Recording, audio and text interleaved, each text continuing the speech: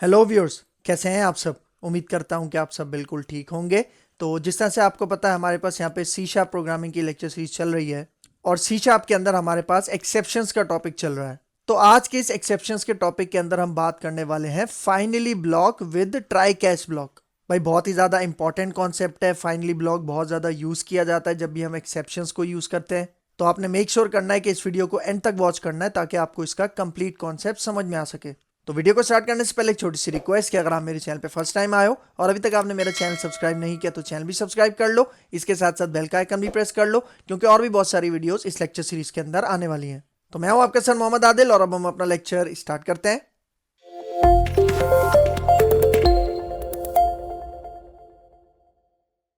अच्छा, एक्सेप्शंस का टॉपिक हमारे पास यहाँ पे चल रहा है सी शार्प के अंदर। ठीक है, अब हमारे पास टॉपिक है एक्सेप्शंस में try catch with finally block. ठीक है, मतलब हमारे पास एक और ब्लॉक इंट्रोड्यूस हुआ है इस लेक्चर के अंदर जिसको कहते हैं फाइनली ब्लॉक। मतलब अभी तक हमने जितनी भी एक्सेप्शन हैंडलिंग की थी वो किसके थ्रू की थी, ट्राई और सिर्फ कैच के थ्रू की थी। ठीक है, अब हमारे पास यही ट्राई कैच के खानदान का एक और हमारे पास ब्लॉक होता है जिसको हम कहते हैं फाइनली ब्लॉक। मतलब ये जो आपके पास फाइनली एक कीवर्ड है ये ट्राई और कैच के साथ यूज होता है। मतलब एक्सेप्शन हैंडलिंग जब भी हम करते हैं तब हम फाइनली ब्लॉक को यूज करते हैं। तो ये फाइनली ब्लॉक क्यों यूज करते हैं, इसका क्या पर्पस है, इसको देखते हैं, आगे चलते हैं। अब यहाँ पे देखो try catch with finally block. पहला पॉइंट देखो, C sharp finally block is always executed whether exception is occurs और नॉट। ठीक है, इसका मतलब कि जो सी शार्प का फाइनली ब्लॉक है ये हम लिखते कब है, पहले तो ये समझो। सी शार्प का फाइनली ब्लॉक हम लिखते हैं ट्राई और कैच के बाद। तो हमारे पास ये जो फाइनली ब्लॉक होता है इसके अंदर जो भी मैं कोड लिखूंगा वो लाजमी एग्जीक्यूट होगा, चाहे हमारी एक्सेप्शन आए या ना आए। ठीक है, दोनों केसेस में आपके पास फाइनली ब्लॉक लाजमी एग्जीक्यूट होगा।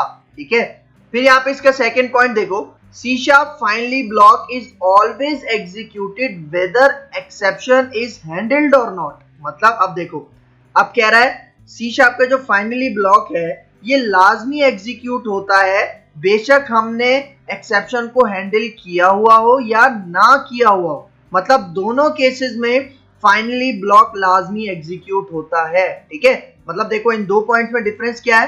पहले पॉइंट में कह रहा है कि अगर एक्सेप्शन आएगी तब भी फाइनली ब्लॉक एग्जीक्यूट होगा, एक्सेप्शन नहीं आएगी तब भी फाइनली ब्लॉक एग्जीक्यूट होगा। और सेकंड पॉइंट में क्या कह रहा है, एक्सेप्शन को अगर आप हैंडल करते हो तब भी फाइनली ब्लॉक एग्जीक्यूट होगा, लेकिन अगर आप एक्सेप्शन को हैंडल नहीं करते तब भी फाइनली ब्लॉक का कोड लाजमी एग्जीक्यूट होगा।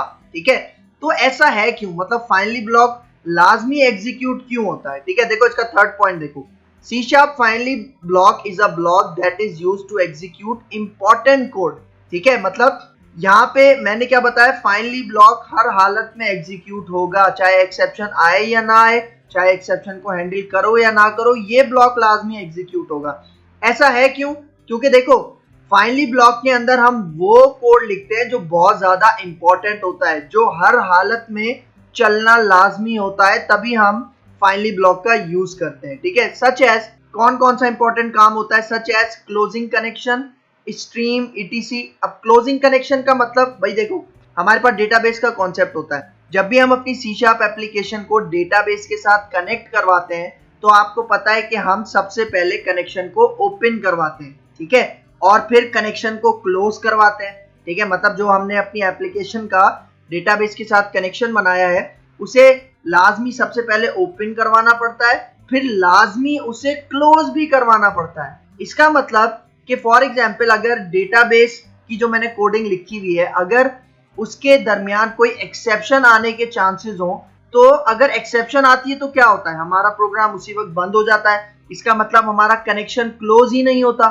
यही वजह है कि वो जो कनेक्शन क्लोज करने की जो हमारे पास कोडिंग होती है वो मैं कहाँ पे लिखता हूँ, फाइनली ब्लॉक के अंदर लिखता हूँ। ठीक है, इससे फायदा क्या है कि बेशक हमारी एक्सेप्शन आ जाए और बेशक हमारा प्रोग्राम टर्मिनेट हो जाए, लेकिन उसके बावजूद भी हमारा कनेक्शन बिल्कुल सक्सेसफुली बंद हो जाता है, क्लोज हो जाता है। ठीक है, फिर सेम इसी तरह स्ट्रीम। भाई देखो हमारे पास एक कॉन्सेप्ट होता है फाइल हैंडलिंग का। ठीक है, फाइल हैंडलिंग में क्या होता है, जिस तरह मैंने आपको डेटाबेस में बताया कि कनेक्शन ओपन करना पड़ता है और कनेक्शन क्लोज करना पड़ता है, सेम इसी तरह फाइल हैंडलिंग में, फॉर एग्जांपल मैंने अपनी कोई फाइल ओपन की है, ठीक है, फॉर एग्जांपल कोई नोटपैड की फाइल ओपन की है, उसके अंदर मुझे कुछ राइट करना है, तो राइट करने से पहले लाजमी बात है कि मुझे उस फाइल को पहले ओपन करना है, और जो भी मैं रीड राइट के ऑपरेशंस परफॉर्म कर लूंगा उसके बाद मुझे उस फाइल को क्लोज भी करना है। लेकिन अगर फाइल हैंडलिंग का जितना भी मैंने कोड लिखा है, अगर उसके दरमियान कोई एक्सेप्शन आ जाए तो इसका मतलब मेरा प्रोग्राम वहीं पे क्लोज हो जाएगा, टर्मिनेट हो जाएगा, मतलब मेरी फाइल क्लोज ही नहीं होगी। तो उस केस में भी जो फाइल क्लोज करने का कोड होता है वो हम कहाँ पे लिखते हैं, सी शार्प के फाइनली ब्लॉक में लिखते हैं, क्योंकि फाइनली ब्लॉक का क्या कहना है कि वो हर हालत में एग्जीक्यूट होता है, चाहे एक्सेप्शन आए या ना आए, चाहे एक्सेप्शन को हैंडल करो या ना करो, सारे केसेस में फाइनली ब्लॉक आपके पास लाजमी चलता है। अब यहाँ पे देखो, C sharp finally block follows try और कैच ब्लॉक। इसका मतलब कि सी शार्प का जो फाइनली ब्लॉक है वो हम सिर्फ ट्राई के बाद भी लिख सकते हैं, या ट्राई और कैच के बाद भी हम फाइनली ब्लॉक को लिख सकते हैं, ठीक है। मतलब फाइनली या तो ट्राई के साथ होगा या ट्राई कैच के साथ होगा, ठीक है, ये इसका पॉइंट है। और देखो, फाइनली ब्लॉक भी सिर्फ एक ही लिख सकते हैं, जिस तरह ट्राई ब्लॉक एक होता है, सेम उसी तरह फाइनली ब्लॉक भी एक होता है, लेकिन कैच ब्लॉक्स मल्टीपल हो सकते हैं, ये हमने पिछले लेक्चर में कवर कर लिया है, ठीक है। फिर आगे चलते हैं। अब यहाँ पे देखो डायग्रामेटिकली समझाया हुआ है, ठीक है। फॉर एग्जांपल ये हमारे पास प्रोग्राम कोड है, मतलब हमारी सी शार्प की प्रोग्राम का कोड है, ठीक है। अब अगर इसमें एक्सेप्शन अकर होती है तो दो कंडीशन होती है, ठीक है, कि एक्सेप्शन अकर हुई है या नहीं हुई, यस या नो।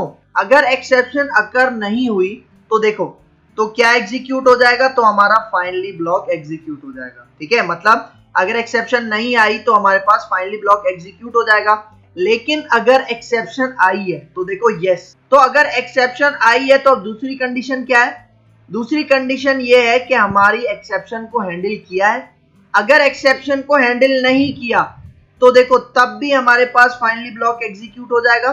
लेकिन अगर एक्सेप्शन को हैंडल किया है तब भी आपके पास फाइनली ब्लॉक एग्जीक्यूट हो जाएगा, ठीक है। मतलब एक्सेप्शन को अगर आपने हैंडल नहीं किया तब भी फाइनली ब्लॉक एग्जीक्यूट होगा, अगर आपने एक्सेप्शन को हैंडल किया है तब भी हमारे पास फाइनली ब्लॉक एग्जीक्यूट होगा।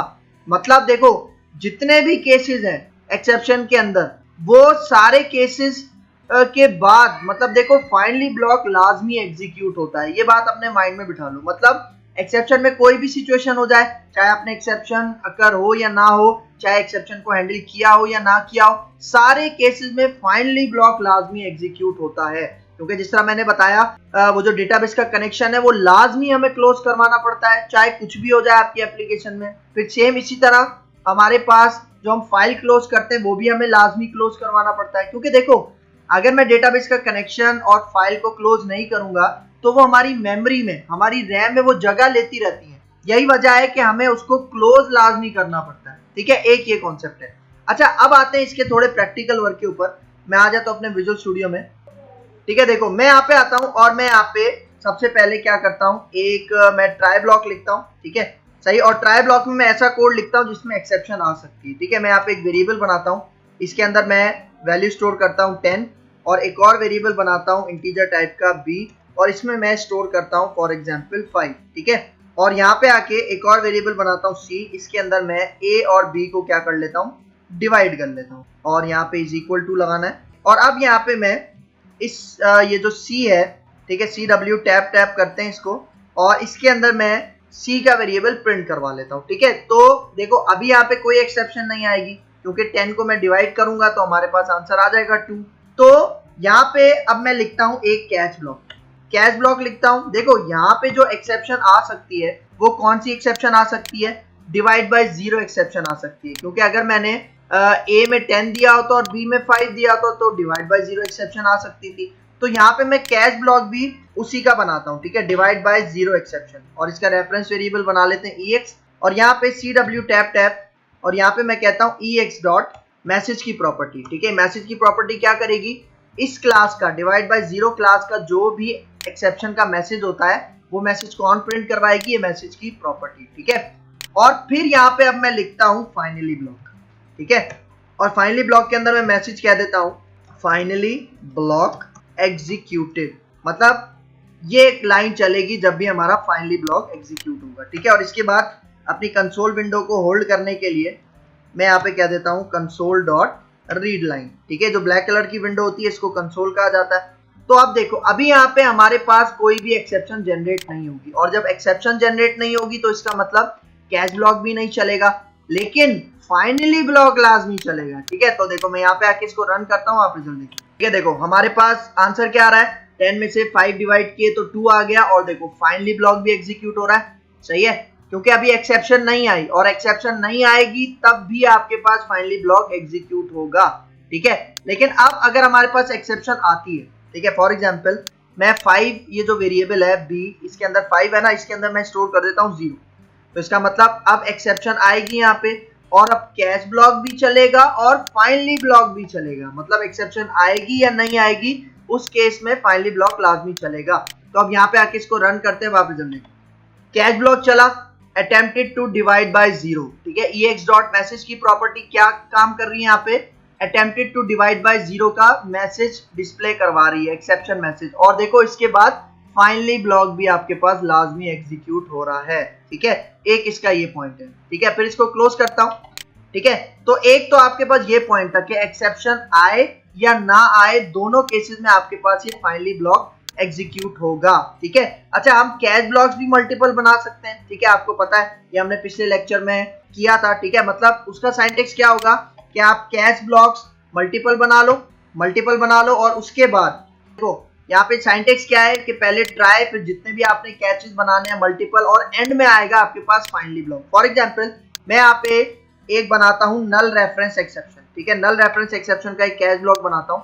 मतलब अगर इस ट्राई ब्लॉक के अंदर नल रेफरेंस एक्सेप्शन आएगी तो हमारे पास कौन सा कोड चलेगा, हमारे पास ये सेकंड कैच ब्लॉक चलेगा, और उसके बाद भी हमारे पास फाइनली ब्लॉक एग्जीक्यूट होगा, क्योंकि हमने पिछले लेक्चर में क्या किया था कि ट्राई में एट अ टाइम एक ही एक्सेप्शन जनरेट होगी और एट अ टाइम एक ही कैच ब्लॉक एग्जीक्यूट होगा। मतलब यहाँ पे जिस तरह से हमारे पास डिवाइड बाय 0 एक्सेप्शन आई है ना, तो मतलब यही वाला कैच ब्लॉक एग्जीक्यूट होगा, ये दूसरा वाला कैच ब्लॉक एग्जीक्यूट नहीं होगा, लेकिन उसके बाद फाइनली ब्लॉक लाजमी एग्जीक्यूट होगा, ठीक है।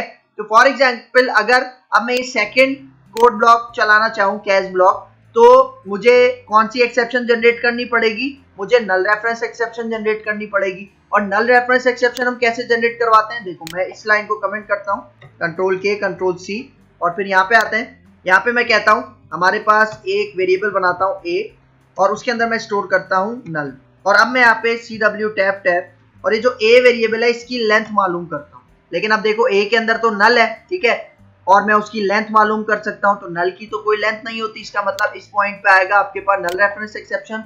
लेकिन इस केस में कौन सा कैच ब्लॉक चलेगा, सेकंड वाला कैच ब्लॉक चलेगा, लेकिन उसके बाद भी आपके पास ये फाइनली ब्लॉक लाजमी एग्जीक्यूट होगा, ठीक है। तो देखो यहाँ पे आके रन करते हैं, तो देखो object reference not set to an instance of an object, ये एक्सेप्शन, ये मैसेज कब आता है, जब आपके पास नल रेफरेंस एक्सेप्शन होती है, और उसके बाद देखो फाइनली ब्लॉक भी आपके पास लाजमी एग्जीक्यूट हुआ है, ठीक है। एक कॉन्सेप्ट आपके पास इसका ये। फिर मैं यहाँ पे आता हूँ, मैं ये एक कैच ब्लॉक हटा देता हूँ यहाँ से, ठीक है, और यहाँ पे मैं ये वाली एक्सेप्शन इसको कमेंट कर लेता हूँ, ठीक है, कंट्रोल के कंट्रोल सी, और ये जो हमारे पास डिवाइड बाय 0 एक्सेप्शन थी इसको मैं अनकमेंट कर लेता हूँ, कंट्रोल के कंट्रोल यू, सही है। अच्छा, फिर एक और हमारे पास कॉन्सेप्ट है, देखो हमारे पास फाइनली ब्लॉक कहाँ यूज हो सकता है, मतलब ट्राई कैच के साथ भी यूज हो सकता है या सिर्फ ट्राई के साथ भी यूज हो सकता है, ठीक है। अब सिर्फ ट्राई के साथ यूज करने से क्या होगा, देखो मैं यहाँ पे ये हटाता हूँ, ये जो कैच ब्लॉक है मैं यहाँ से इसको हटा देता हूँ, सही है, और ये 2 लाइंस भी मैं यहाँ से हटा देता हूँ। देखो अब यहाँ पे होगा क्या, अब देखो मैंने कैच ब्लॉक नहीं बनाया, ठीक है, मतलब यहाँ पे होगा क्या, यहाँ पे जो भी एक्सेप्शन आएगी उसको हैंडल करने के लिए अब मैंने अपना कैच ब्लॉक तो लिखा ही नहीं हुआ, तो इसका मतलब इस एक्सेप्शन को हैंडल कौन करेगा, C# हैंडल करेगा, C# का डिफॉल्ट कैच मैकेनिज्म हैंडल करेगा, ठीक है। इसका मतलब अगर वो हैंडल करेगा, ठीक है, मतलब अब देखो एक्सेप्शन तो आ रही है लेकिन उसको हम हैंडल नहीं कर रहे हैं, उसको कौन हैंडल कर रहा है, C# हैंडल कर रहा है, तो उस केस में भी आपके पास फाइनली ब्लॉक लाजमी एग्जीक्यूट होगा, क्योंकि फाइनली ब्लॉक हमेशा एग्जीक्यूट होता है, ये बात याद रख लो। तो अब अगर मैं यहाँ पे आऊँ और इसको रन करूँ, अब देखो यहाँ पे प्रॉब्लम क्या हुआ, देखो हमारे पास फाइनली ब्लॉक जो एग्जीक्यूट होता है वो रिजल्ट कहाँ पे देता है, कंसोल विंडो पे दिखाता है, लेकिन यहाँ पे जैसे ही एक्सेप्शन आई तो उसने कंसोल विंडो को बंद कर दिया। मतलब हमारे पास फाइनली ब्लॉक एग्जीक्यूट हुआ है, लेकिन चूंकि कंसोल विंडो गायब हो गई इसलिए हमें पता नहीं चल रहा कि वो एग्जीक्यूट हुआ या नहीं हुआ, क्योंकि यहाँ पे एक्सेप्शन ये जो आ रही है इसको हैंडल कौन कर रहा है, सी शार्प हैंडल कर रहा है। सी शार्प इस ये जो आपके पास एक्सेप्शन है इसका ऑब्जेक्ट को कैच कर रहा है, ठीक है। तो उस केस में फाइनली ब्लॉक एग्जीक्यूट हो रहा है। तो अगर मुझे फाइनली ब्लॉक का कोड देखना है कि वो एग्जीक्यूट हो रहा है या नहीं हो रहा, तो उसके लिए आप क्या करो, देखो उसके लिए आपको एक दूसरे तरीके से रन करना पड़ेगा, ठीक है। यहाँ पे आओ, देखो डीबग में आ जाओ, आपको ये काम करना पड़ेगा, स्टार्ट विदाउट डीबगिंग, ठीक है। मतलब मैं डीबगिंग नहीं कर रहा, सही है।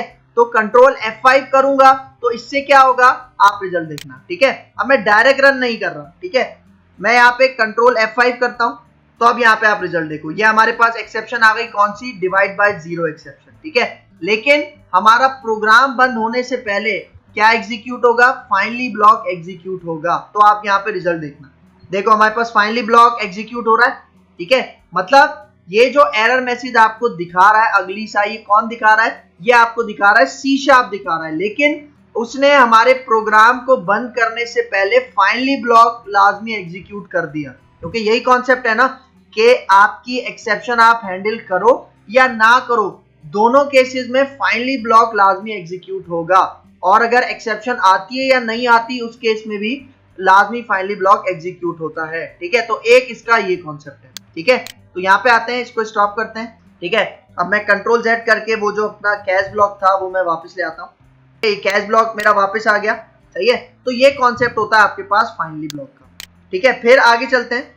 अब यहाँ पे देखो नोट है, एक बहुत इंपॉर्टेंट नोट है, if you don't handle exception, ठीक है। मतलब अगर आप एक्सेप्शन हैंडल नहीं करते, यही जो मैंने अभी आपको दिखाया था कि मैंने अपना कैश ब्लॉक हटा दिया था, तो यहाँ पे यही कह रहा है, if you don't handle exception before terminating the program, C sharp executes finally block if any.